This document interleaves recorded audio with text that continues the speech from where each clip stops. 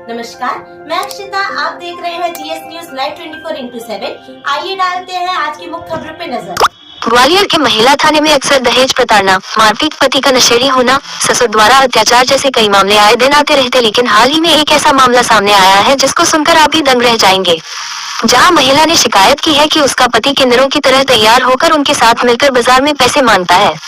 जब सच्चाई सामने आने के बाद पत्नी ने पति से पूछा तो पति ने इवेंट में काम करने का हवाला देते हुए उसके साथ मारपीट करना शुरू कर दी। वहीं महिला की शिकायत पर पुलिस मामला दर्ज कार्रवाई शुरू कर दी। दरअसल ग्वालियर के पड़ाव स्थित महिला थाने में एक महिला ने शिकायत कर बताया कि उसकी शादी साल 2020 में हुई थी।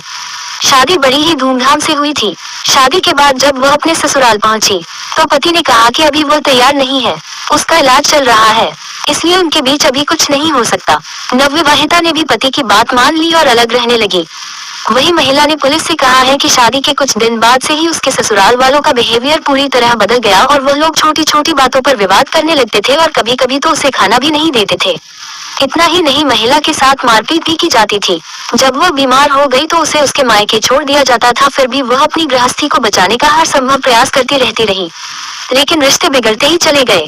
जिसके बाद ससुराल वाले ने उसे 2 लाख रुपए और स्कूटर की मांग करने लगे, जिसके बाद दहेज की मांग करते हुए उसे घर से निकाल दिया गया।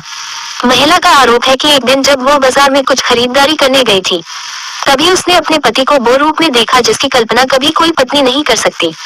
महिला का कहना है कि उसका पति महिलाओं की वेशभूषा में उन्हीं की तरह आभूषण आदि पहनकर किन्नरों के साथ में था।